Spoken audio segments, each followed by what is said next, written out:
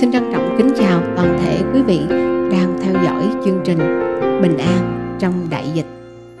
Kính thưa quý vị, hiện nay dịch bệnh Covid đã gây ra những ảnh hưởng không nhỏ đến với đời sống con người và kinh tế trên toàn cầu nói chung và Việt Nam nói riêng. Thưa quý vị, trong những tháng vừa qua, con số nhiễm bệnh Covid và tử vong không ngừng tăng lên. Tính đến ngày 8 tháng 9 năm 2021, ở Việt Nam có đến 550.996 người nhiễm bệnh, trong đó Sài Gòn đang là nơi dẫn đầu các ca nhiễm với con số lên đến 266.366 ca. Cuộc sống của chúng ta ngày càng trở nên khó khăn hơn, không chỉ lo về bệnh tật mà còn cả đời sống hàng ngày như lương thực, nhu yếu phẩm và cả đời sống tâm linh nữa. Chắc chắn rằng trong mỗi chúng ta, ai nấy cũng có những lúc yếu đuối, phải suy nghĩ, lo lắng cả về vật chất lẫn tinh thần. Câu hỏi được đặt ra là làm thế nào để có thể được sự bình an trong cơn đại dịch?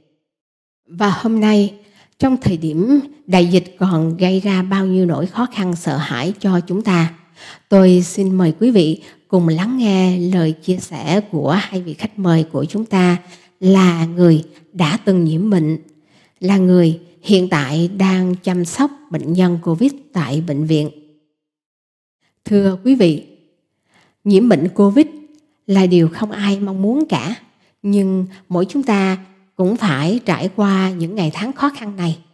Chương trình hôm nay rất vui vì sự có mặt của hai vị khách mời, đó là bác sĩ Thanh Thúy và cô Tơ, người đã từng nhiễm bệnh. Bây giờ chúng ta cùng giao lưu với cô Tơ. Xin chào cô Tơ. Được biết trong thời gian qua, cô đã bị nhiễm Covid-19 và hiện tại đã được khỏi bệnh. Cô có thể chia sẻ cho khán giả biết cô phát hiện mình đã nhiễm Covid trong hoàn cảnh nào không ạ? Dịch bệnh thì mình không đi đâu hết, mình chỉ sẽ qua nhà mẹ mình gần đó thôi, rồi mình ở trong nhà. Mình cũng không ra đường, tại vì mình sợ, tại mình cũng sợ dữ lắm. Và bắt đầu mà mình sốt, và mình mình cảm nhức đầu, tại vì con virus này á, nó làm cho người ta không ngủ được. Thức 7 ngày mà nằm không được, bắt đầu là chỉ cứ ngồi ngủ thôi. Thì mọi người ai cũng nói là ráng chịu đựng đi, cỡ 10 ngày là sẽ hết, con virus sẽ chết. Nhưng tới ngày thứ 7 là mình đã chịu không nổi, thì bắt đầu ngày thứ 8 là mình đi vô cấp cứu. Khi được biết mình bị nhiễm Covid-19 thì cảm xúc của cô lúc đó như thế nào? Và điều gì khiến cho cô suy nghĩ và lo lắng nhất trong thời điểm đó? Khi biết mình bị bệnh, mình lo lắng thì chồng mình trở về cấp cứu lúc 3 giờ mấy, qua bệnh viện quận 9, Thủ Đức, ung bướu 2, thì là mình vô cái phòng cấp cứu hồi sức, phòng tích cực. Tại vì lúc mình vô thì người ta nói là bệnh nhân này còn trẻ quá mà sao đẩy nặng. Người ta mới cho mình vô phòng đó. Mình cũng không còn có gì, cơ thể mình không làm gì được hết á. Mình rượu người thì người ta cho mình vô nước biển, chích thuốc, thở bằng oxy.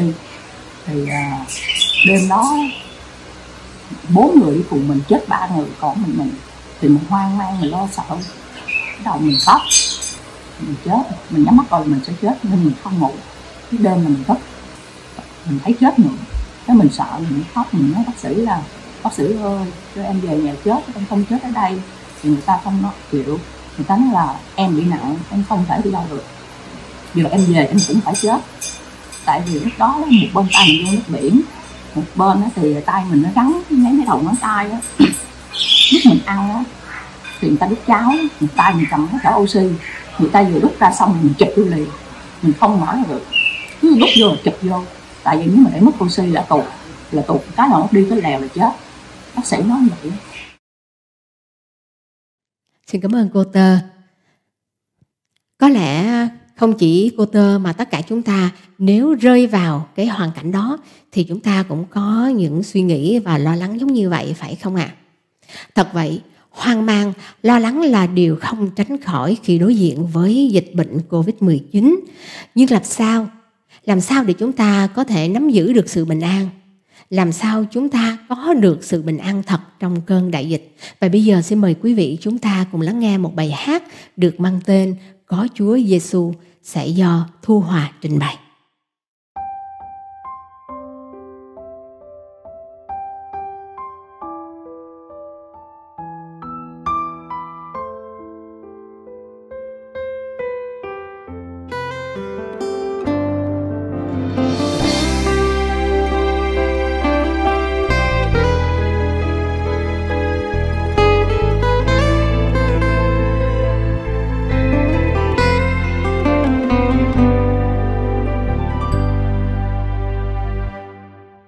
Giêsu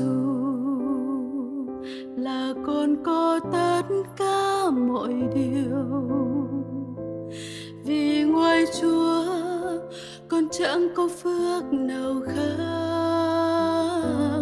Có Giêsu là con đã có bình an thật, vì biết chắc Chúa luôn hằng bên con. Lòng bình an ấy ngập tràn sung sướng, Chúa luôn ở bên hoan cai đời con.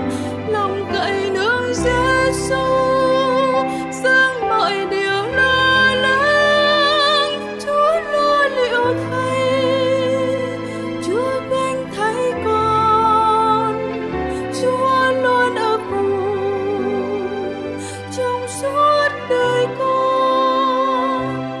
Nếu trong lòng bạn đang lo lắng với muộn phiền, tình yêu Chúa sẽ giúp ta vượt qua. Chúa nhân từ Ngài giang tay đón bạn trở về. Tình yêu Chúa xóa hết bao đớn đau.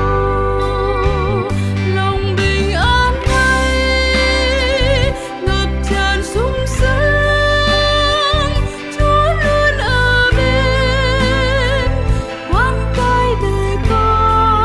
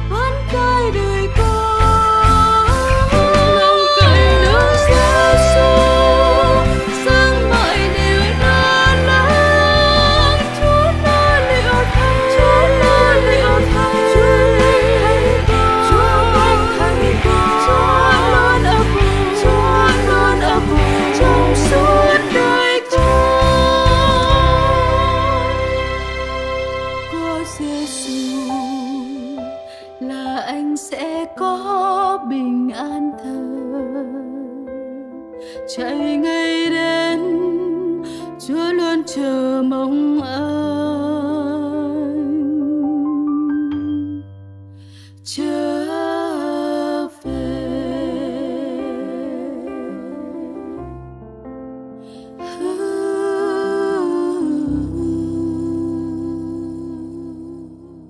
Kính thưa quý vị, ngay lúc dịch bệnh bước vào thời điểm vô cùng căng thẳng, có những người đã phải âm thầm hy sinh việc cá nhân của mình, gác lại gia đình để bước vào một công việc cao cả, đó là chữa trị và chăm sóc cho bệnh nhân Covid. Và trên mạng xã hội trong những ngày qua đã lan truyền rất nhiều hình ảnh của nữ bác sĩ đã phải rời xa đứa con trai bé bỏng gần 10 tháng tuổi của mình để thực hiện công việc cao cả của người làm ngành y. Câu chuyện ấy nhanh chóng được chia sẻ rất nhiều. Thậm chí có những cư dân trên mạng đã vẽ bức ảnh đó như lời khích lệ cho cộng đồng và thầm cảm ơn đến nữ bác sĩ này.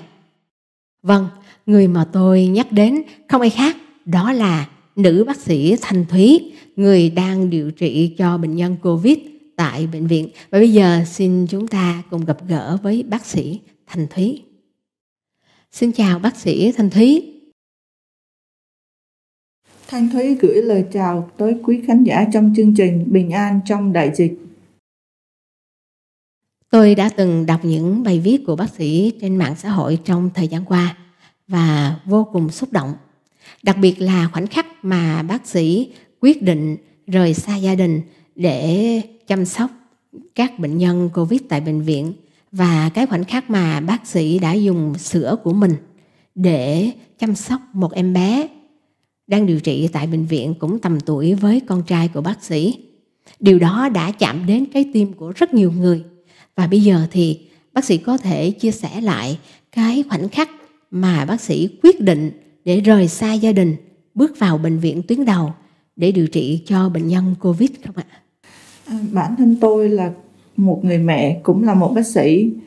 Khi đứng giữa trách nhiệm giữa gia đình với con còn nhỏ chưa chích sữa mẹ và trách nhiệm với cộng đồng xã hội và nghề nghiệp của mình, thì tôi thật sự rất là khó khăn trong vấn đề lựa chọn là tôi sẽ ở nhà với con còn nhỏ hay là tôi sẽ vào bệnh viện chống dịch. Nhưng khi nghe chồng tôi nói rằng vợ cứ yên tâm vào bệnh viện chống dịch, ở nhà mọi thứ chồng sẽ lo kể cả con nhỏ, thì lúc đó tôi quyết định rằng tôi sẽ vào bệnh viện chống dịch cùng đồng nghiệp mình. Kính thưa quý vị, một niềm tin chắc chắn và mãnh liệt đã giúp cho bác sĩ Thanh Thúy vượt qua nhiều khó khăn trong việc lựa chọn về với gia đình, với đứa con nhỏ đang chờ sữa mẹ, hoặc đi đến tâm dịch tại nơi đó đối diện với bệnh nhân Covid để chăm sóc và chữa trị. Vâng, bác sĩ Thanh Thúy đã lựa chọn điều mình tin rằng Chúa Giêsu là đấng luôn đồng hành và luôn luôn mở lối cho những ai nhờ cậy Ngài. Và bây giờ xin mời quý vị lắng nghe một bài hát được mang tên Chúa luôn mở lối, sẽ do Thiên Ân trình bày.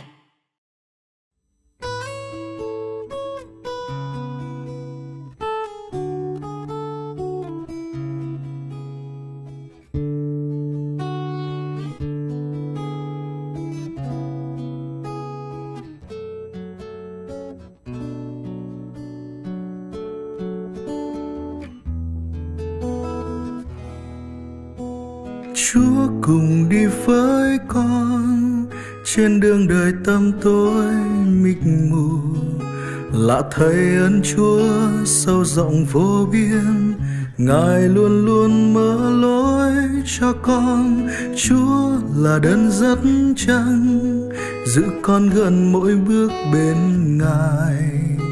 Bằng tình yêu với năng lực tươi mới, Ngài luôn luôn mở lối, ngày đêm dẫn dắt con. Nơi trông gai khó khăn, Ngài dẫn bước con luôn thái an. Nơi hoang vu Chúa khiến suối reo vui tươi. Mọi điều đời này sẽ qua, nhưng lời Chúa mãi không thay rời.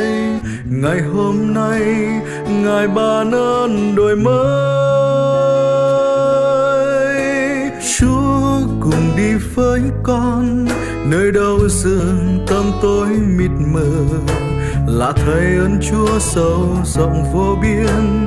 Ngài luôn luôn mở lối cho con, Chúa là đấng dắt chân, giữ con gần mỗi bước bên Ngài. Bằng tình yêu phơi năng lực tươi mới, Ngài luôn luôn mở lối, ngày đêm dẫn dắt con.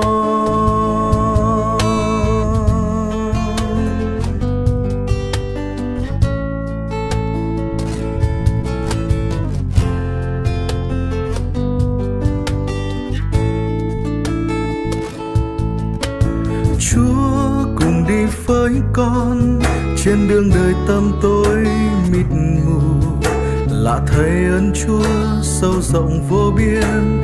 Ngài luôn luôn mở lối cho con, Chúa là đấng dắt chân, giữ con gần mỗi bước bên Ngài. Bằng tình yêu phơi năng lực tươi mới, Ngài luôn luôn mở lối, Ngài luôn luôn ở bên. Nơi trong gai khó khăn, Ngài dẫn bước con luôn thai an. Nơi hoang vu Chúa khiến xuôi reo vui tươi. Mọi điều đời này sẽ qua, nhưng lời Chúa mãi không thay rời. Ngày hôm nay Ngài ban ơn tươi mới.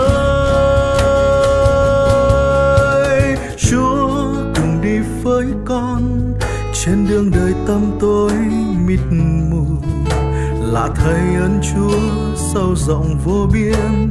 Ngài luôn luôn mở lối cho con, Chúa là đấng dắt chân, giữ con gần mỗi bước bên Ngài. Bằng tình yêu với năng lực tươi mới, Ngài luôn luôn mở lối, Ngài luôn luôn ở bên. Ngài luôn luôn mở lối, ngày đêm dẫn dắt con. Ngài luôn luôn mở lối,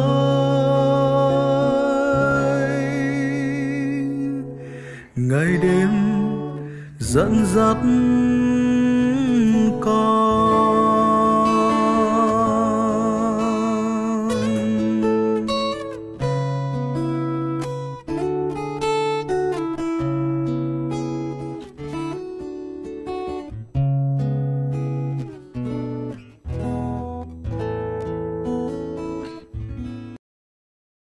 Chúng ta vừa lắng nghe những lời chia sẻ của các vị khách mời.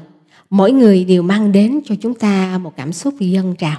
Ngay lúc này đây, hai vị khách mời của chúng ta cũng như hết thảy chúng ta đều cảm thấy rằng sự bình an là điều rất cần thiết cho chúng ta hơn bao giờ hết. Con người đang rất cần sự bình an cho tâm linh, cho ý chí lẫn tinh thần.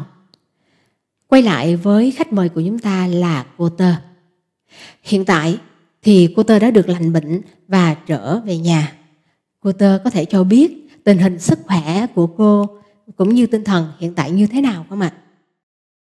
Sau cơn bạo bệnh này mình sợ quá, cái gì mình sợ, mình sợ đủ thứ. Nên năm sau cơn dịch này á, mình ước muốn được bình an, không biết cái gì, được bình an, gia đình vui vẻ hạnh phúc là được rồi. Gia đình đầy đủ hạnh phúc là mình mừng rồi. Tại vì chết nhiều quá, chết quá mình sợ. Bây giờ mình vẫn còn sợ, về nhà rồi mình vẫn còn sợ. Nên mình ước muốn mọi người hãy phòng ngừa kỹ cho mình để khỏi lây lan cho ai hết, và gia đình, để gia đình mình được vui vẻ, đầy đủ và hạnh phúc. Với bác sĩ Thanh Thúy thì bác sĩ có lời khuyên nào dành cho tất cả mọi người trong thời điểm này không ạ? Đứng trước tình hình dịch hiện nay, sắp tới có lẽ chúng ta phải học cách sống chung với Covid. Mà làm sao để sống chung với Covid thì tôi có hai lời khuyên dành cho tất cả mọi người. Thứ nhất là chúng ta phải luôn tuân thủ những quy định phòng chống dịch của Bộ Y tế đưa ra. Thứ hai là chúng ta phải có tinh thần tinh thần thật sự quan trọng. Cũng giống như hàng ngày tôi vẫn thường hay nói với bệnh nhân của mình rằng phải luôn nằm nghỉ ngơi và tinh thần phải thật thoải mái thì mới có thể mau chóng hồi phục bệnh. Và dựa trên kinh nghiệm cá nhân của tôi thì tôi nhận thấy rằng tinh thần bình an thật sự quan trọng. Và kể từ khi tôi nhận được sự bình an từ Chúa Giêsu đấng ban bình an cho tôi, thì tôi đứng vững được trước mọi hoàn cảnh thử thách, từ nhỏ cho tới lớn. Kể cả lúc tôi làm việc đứng giữa tâm dịch, tiếp xúc hàng ngày với những người nhiễm Covid nặng. Chúc quý vị sẽ luôn bình an trong đại dịch. Còn bây giờ tôi xin phép được vào ca trực của mình đây. Không, cái này này.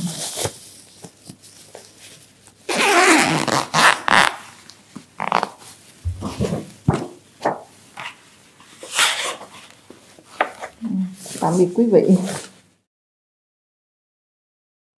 Kính thưa quý vị, sự bình an trong tâm hồn là điều rất cần thiết cho mỗi chúng ta. Cho dù trong hoàn cảnh nào đi nữa, nếu quý vị nhận được sự bình an đến từ Chúa Giêsu là đấng ban bình an cho nhân loại, đấng đã nói rằng: ta để sự bình an ta cho các con, ta ban cho các con sự bình an, chẳng phải như thế gian ban cho.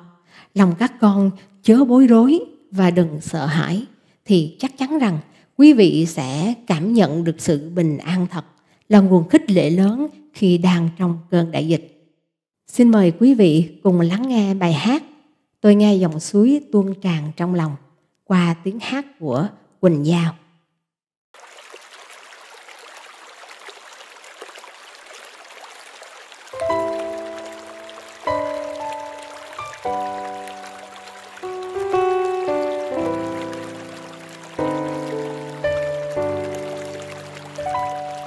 Đừng nói với tôi bao thú vui trần gian là cuộc vui mong manh rồi chóng tan, vì có nỗi vui lớn lao trong tôi, niềm vui ấy lâu bền đời đời. Từ khi Giêsu vô sống trong lòng tôi, chẳng còn qua chốn sa mạc xưa, tâm tôi bao lớp sông đời xa hoa đã tan rồi. Tôi nghe dòng suối tuôn tràn trong lòng, tâm tôi an ninh tựa dòng sông. Nhớ Ngài lưu vào làm tôi trắng trong, từ giá bao tháng năm lang thang giữa sa mạc. Tôi nghe dòng suối tuôn tràn trong lòng, miền đất cháy khô tôi đã qua ngày xưa, còn lại trong tôi như một thoáng mơ. Toàn nhớ núi non xác xơ hoang vu, ngày xưa ấy bây giờ nhạt mờ. Vì trước mắt tôi đang trải qua màu xanh, một vùng xanh biếc bên dòng sông lấp lánh, sung sướng nhằm mục tiêu theo Chúa lên đường. Tôi nghe dòng suối tuôn tràn trong lòng, tâm tôi an ninh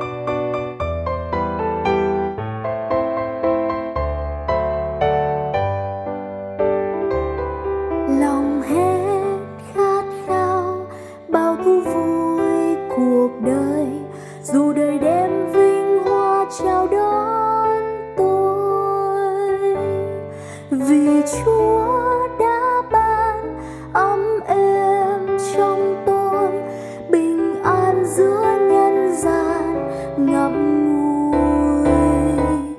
Miền đất cháy khô nay biến nên màu tươi, hàng ngày bên Chúa tâm hồn vui phơi phới. Tên con đã được ghi trong sách trên trời, tôi nghe dòng suối tuôn tràn trong lòng.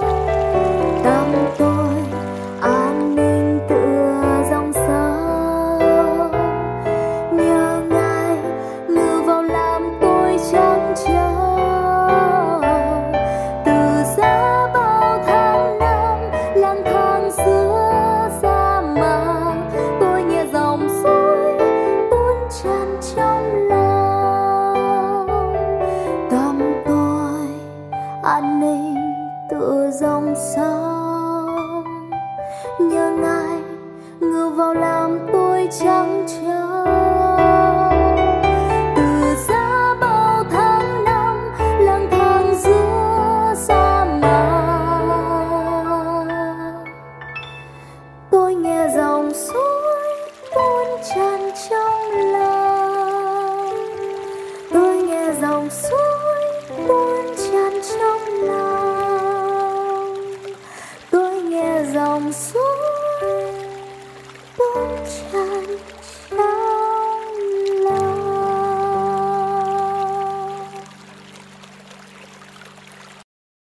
Kính thưa quý vị đã nghe và biết sự bình an là rất cần thiết cho chúng ta ngay lúc này hơn bao giờ hết. Để quý vị hiểu rõ hơn về sự bình an đến từ Chúa Giêsu và sự bình an đó có thể giúp ích cho quý vị trong thời điểm này, thì bây giờ xin mời Thầy Trần Khánh Hưng sẽ trò chuyện cùng quý vị. Kính thưa quý vị, hôm nay chúng ta có thì giờ để trao đổi với nhau về cách làm thế nào để có thể sống bình an giữa cơn đại dịch này. Như chúng ta ai nấy đều biết, hiện nay cả thế giới này đang lo âu và sợ hãi. Vì nếu chẳng may bất cứ người nào mà bị nhiễm loại Covid này thì sẽ bị đau đớn trong thân thể này và ngay cả phải đối diện với sự chết nếu không chữa trị kịp thời. Giống như chị ta vừa mới kể lại cái kinh nghiệm của chị khi trải qua. Chị vừa trải qua một nỗi sợ khủng khiếp khi bị dương tính với Covid. Chị bối rối, bất an, bên cạnh đó thân thể của chị cũng vô cùng đau đớn. Chị phải nỗ lực bản thân rất nhiều, và bên cạnh đó cũng nhờ sự giúp đỡ tận tình của các y bác sĩ. Cho nên cuối cùng chị đã được lành bệnh. Chị đã về sống với gia đình. Tuy nhiên chị cũng vô cùng bất an và lo lắng như lúc trước. Chị lo rằng chị có còn bị di chứng gì nữa không? Chị có còn bị nhiễm Covid trở lại không? Đó là điều mà ai cũng đang rất là lo lắng. Có người đã bị virus cách đây 1 năm, họ đã được chữa lành. Tuy nhiên vừa rồi họ mới đi khám lại và lại tiếp tục bị dương tính trở lại.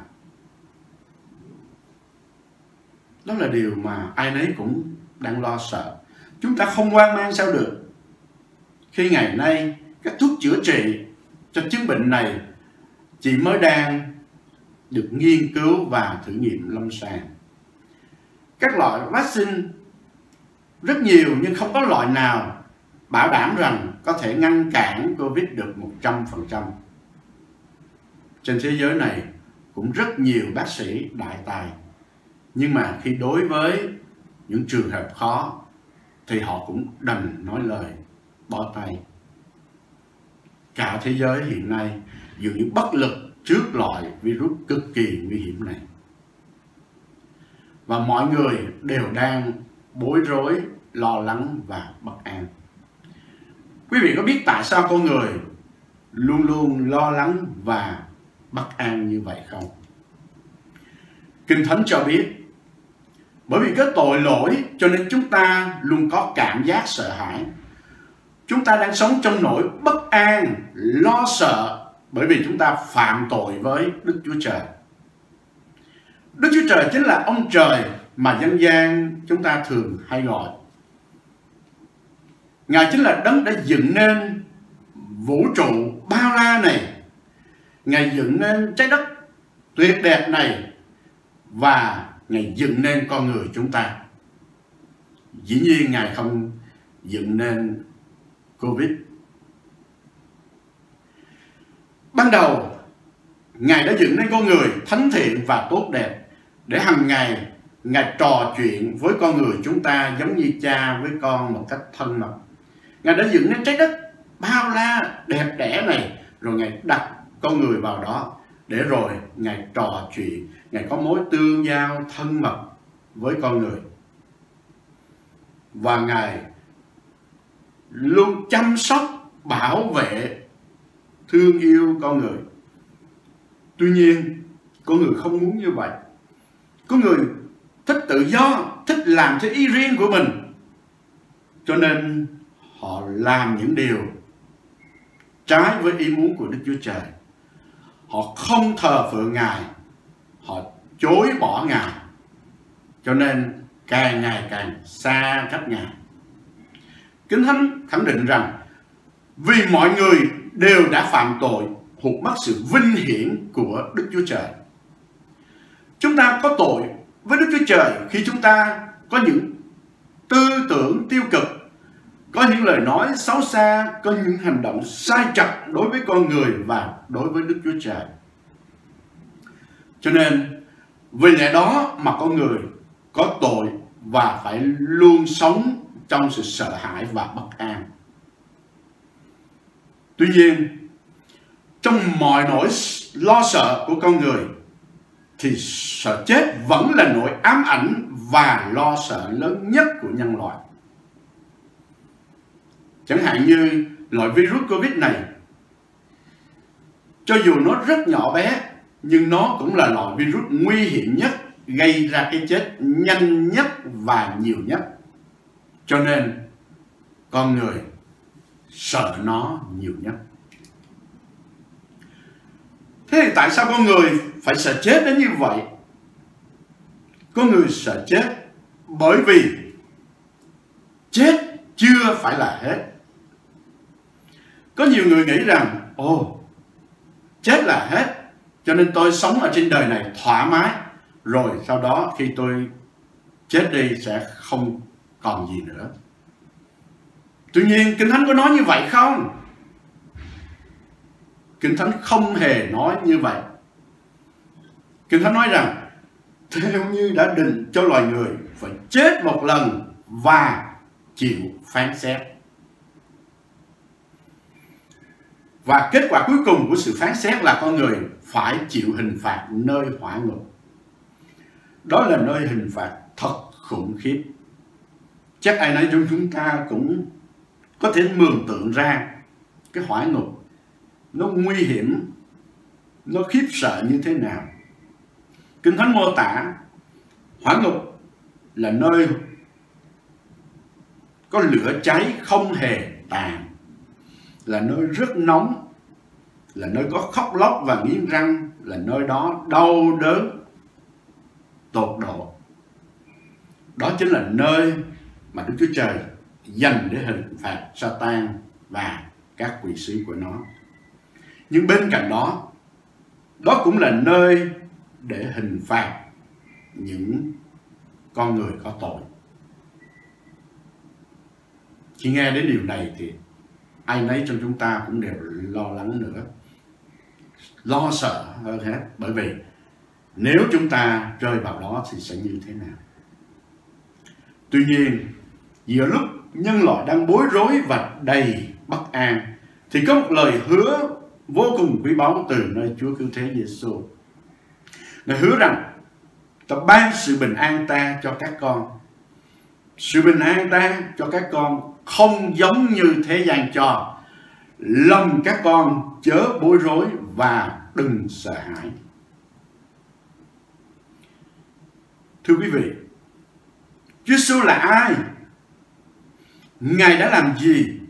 Và tại sao Ngài có thể ban cho chúng ta sự bình an của Ngài? Kinh Thánh cho biết Chúa Giêsu chính là Đức Chúa Trời, hay Ngài còn gọi là Chúa Bình An. Ngài từ thiên đàng đến thế gian này cách đây 2021 năm. Ngài đã sống trên đất này với một đời sống trọn vẹn, và sau đó Ngài chết trên thập tự giá để chịu phạt thay cho tội lỗi chúng ta. Kinh Thánh chép rằng tay của Chúa Giêsu bị đóng đinh, đổ huyết ra để chịu thế cho những việc làm sai trái của chúng ta. Đầu của Ngài bị mão gai đâm vào, huyết đổ ra để chịu thế cho những tư tưởng xấu xa của chúng ta. Chân của Ngài bị đóng đinh để chịu thế cho những bước chân lầm lạc của chúng ta. Cuối cùng, người ta lấy một mũi giáo đâm vào hông Ngài và huyết đã đổ ra để chịu thế cho lòng hận thù cay đắng của chúng ta. Chúa Giêsu đã gánh thay cho mọi tội lỗi của chúng ta. Đến ngày thứ ba thì Ngài đã sống lại, rồi Ngài về trời và Ngài ban cho chúng ta sự sống đời đời. Đó chính là sự bình an đích thực mà Ngài ban cho chúng ta. Chúng ta không còn phải sợ chết nữa, vì biết chắc rằng khi qua đời chúng ta sẽ được Ngài đem chúng ta về thiên đàng để ở với Ngài mãi mãi. Thưa quý vị, khi Chúa Bình An nói rằng lòng các con chớ bối rối và đừng sợ hãi, điều đó cũng đồng nghĩa với việc nếu quý vị đang bối rối, bất an và sợ hãi, hãy đến với Chúa Giêsu thì Ngài sẽ ban cho quý vị một sự bình an thực sự trong tâm hồn. Đây chính là lời hứa quý báu nhất mà Chúa Giêsu đã ban và tôi đã nhận được. Quý vị biết không, trước đây tôi cũng đã từng lo lắng, bất an và đầy sợ hãi. Người ta lo lắng cái gì tôi lo lắng cái đấy, người ta sợ cái gì tôi sợ cái đấy, và người ta bất an thì tôi cũng đầy dẫy sự bất an. Mỗi ngày tôi đều sống trong nỗi sợ hãi, và cái nỗi sợ hãi lớn nhất của tôi đó là sợ chết. Bởi vì tôi không biết sau khi qua đời thì tôi sẽ đi về đâu. Nếu phải về hỏa ngục thì tôi thật là khốn khổ hơn hết. Cho nên tôi lo lắng, bất an và rất sợ chết. Một ngày nọ, tôi nhận biết Chúa Giêsu chính là Chúa Bình An, và Ngài có thể ban cho tôi sự bình an đó. Cho nên tôi tiếp nhận Chúa Giêsu làm cứu Chúa của đời sống mình. Và ngay từ đó cho đến nay tôi thực sự nhận được sự bình an của Ngài ở trong tâm hồn tôi. Tôi không còn có cái cảm giác mà mặc cảm về tội lỗi, hay là bất an, hay là lo lắng, hay là sợ hãi gì nữa. Hiện nay khi đứng trước tình hình dịch bệnh này, chắc có lẽ rất nhiều người đang lo lắng, đang bất an. Tuy nhiên, tôi thực sự rất bình an. Tôi không còn phải lo sợ gì nữa. Vì nếu tôi bị dương tính với Covid thì tôi tin rằng Chúa sẽ chữa lành cho tôi. Nhưng nếu tôi phải ra đi vì dịch bệnh này thì tôi cũng tin chắc rằng tôi sẽ được Chúa Giêsu đem tôi về để ở với Ngài mãi mãi trên thiên đàng. Tôi được ở với Ngài. Tôi được lìa khỏi cái thân xác cực nhọc, đau đớn, bất an, gian mà bối rối này để được yên nghỉ ở trong nước Ngài. Thì đó chính là cái điều phước cho tôi, đó là cái điều tốt cho tôi mà tôi nhận được. Cho nên đó chính là sự bình an thật mà Chúa Giêsu đã ban cho tôi. Và tôi cũng muốn rằng quý ông bà chị em cũng nhận được sự bình an giống như vậy.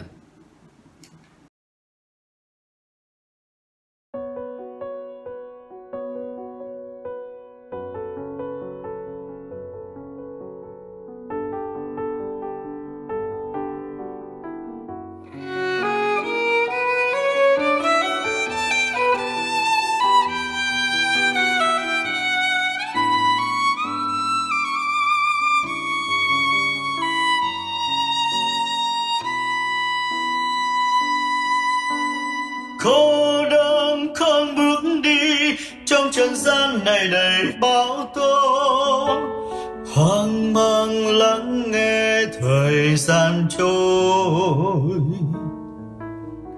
Bước đi một mình trong bóng đêm, giữa cuộc đời còn nhiều lo lắng, tìm kiếm trong vô vọng một lối đi bình yên.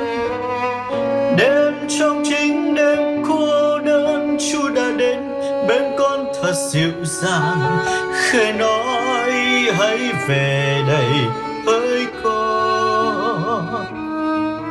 Bằng tình yêu thương thật lớn lao, Chúa nhân từ êm ái, Ngài dắt con quay về bằng tình yêu. Vì tình yêu Chúa đã chết thay tôi, vì tình yêu Ngài tuôn huyết ra rồi, vì tình yêu Ngài đã thay đổi tôi, cho tôi an vui. Ngài là tiếng nói trong tâm hồn tôi, Ngài là ánh sáng soi lối tôi đi, và là chân lý cho cuộc đời tôi, Chúa.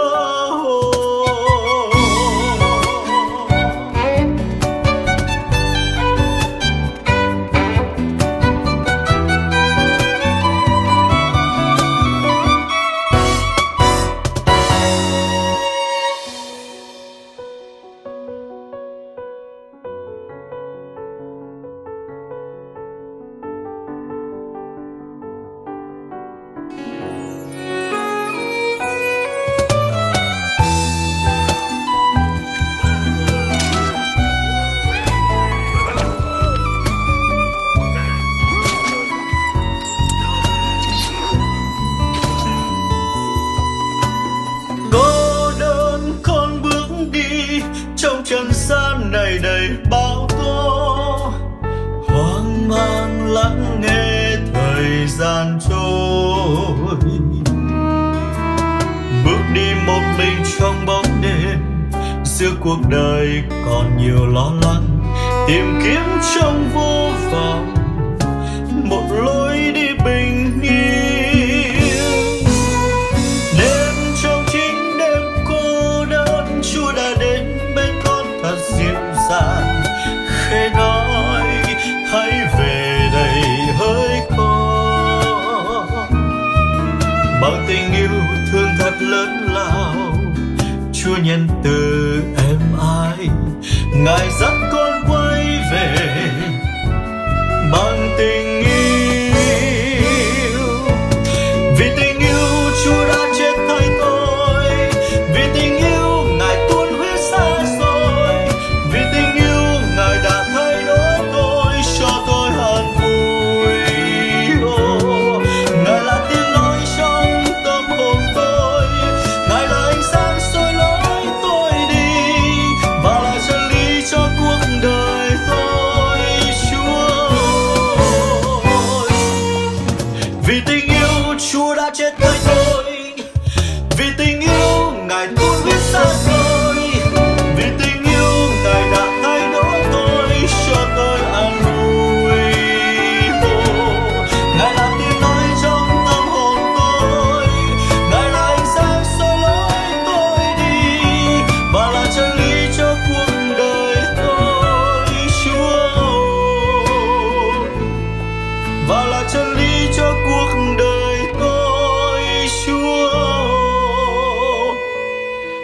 Ngài là chân lý cho cuộc đời tôi,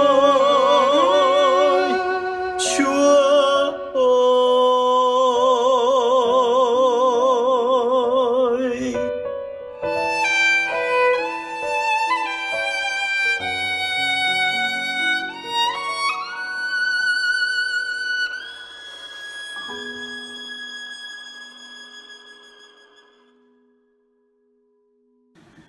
Thưa quý vị, giữa cuộc sống đầy lo lắng và bất an này, Chúa Giêsu đã hứa: hỡi những ai đang bất an và lòng đầy lo lắng, hãy đến cùng ta sẽ cho các con được an nghỉ.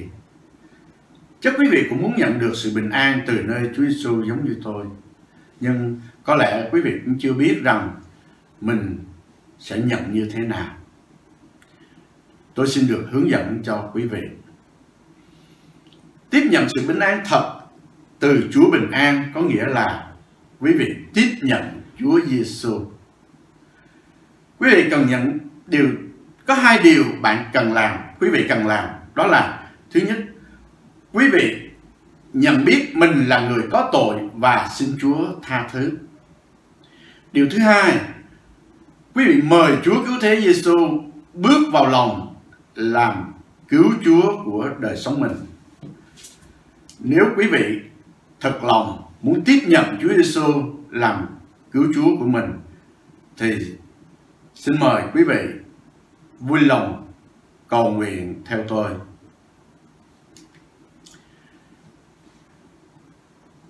Quý vị có thể lặp lại theo lời cầu nguyện của tôi sau đây, và đó chính là lời cầu nguyện của quý vị. Xin quý vị hãy đặt tay trên ngực của mình và cầu nguyện. Thưa Chúa Giêsu kính yêu,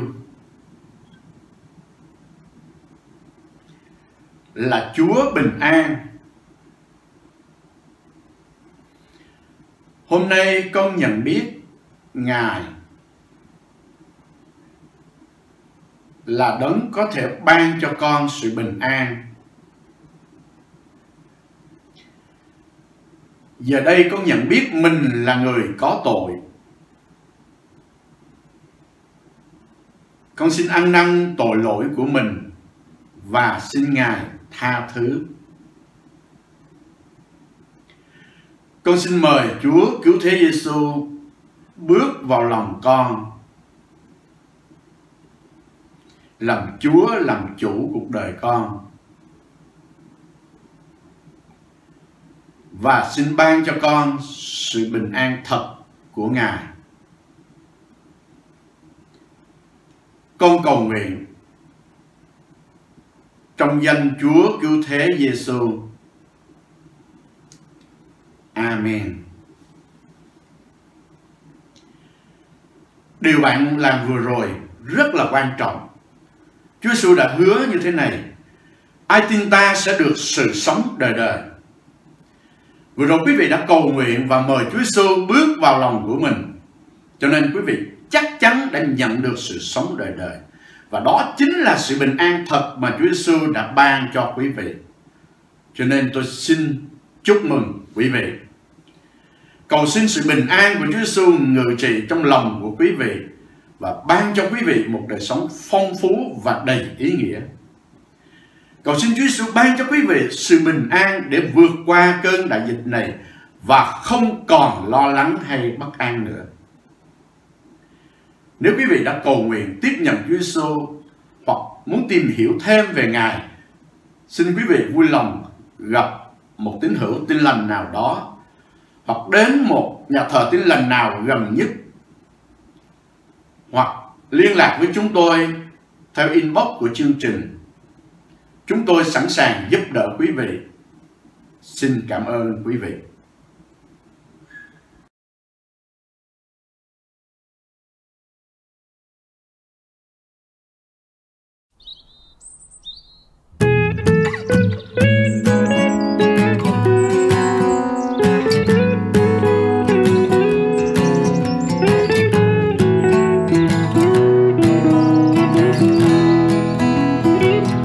Bạn từng lo lắng về ngày mai sẽ thế nào đây bạn ơi? Bạn đã nghĩ đến về đời này sẽ ra sao nếu không có Giêsu? Và đừng lo lắng về ngày mai hay ta sẽ mặc ăn uống gì, vì Chúa biết mọi thứ ta cần. Bạn đừng lo lắng. Nhìn xem quanh ta điều Chúa tạo dựng thật là đẹp đẽ và thật tốt thay.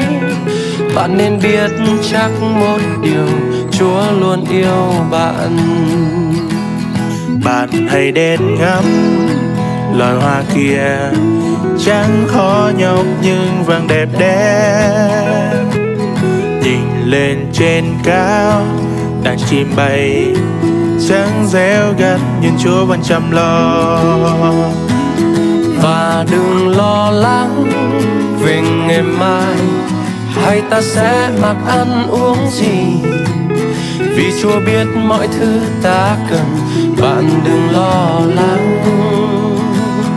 Nhìn xem quanh ta điều Chúa tạo dựng thật là đẹp đẽ và thật tốt thay. Bạn nên biết chắc một điều, Chúa luôn yêu bạn.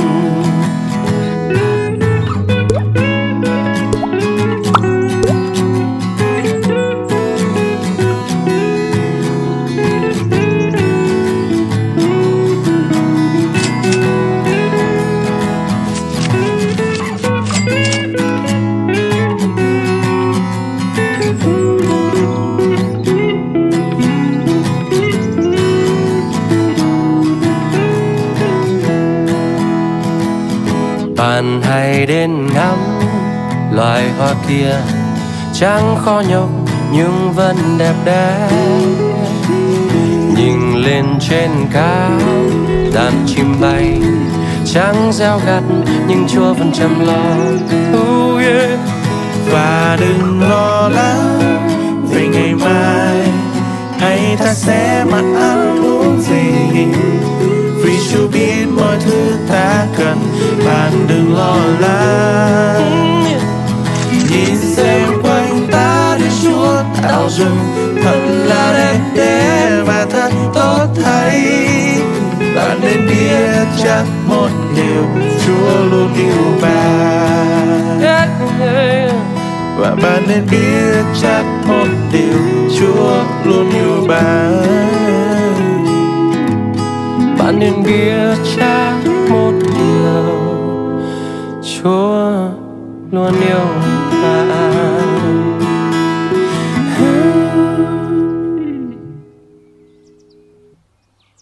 Chúng ta vừa theo dõi chương trình Bình an trong đại dịch. Ước mong hết thảy chúng ta đều có Chúa Cứu Thế Giêsu trong lòng, hầu cho bất cứ hoàn cảnh nào xảy ra trong cuộc đời, chúng ta cũng luôn có sự bình an. Xin chân thành cảm ơn hai vị khách mời của chương trình. Xin cảm ơn toàn thể quý vị. Xin chào tạm biệt và hẹn gặp lại.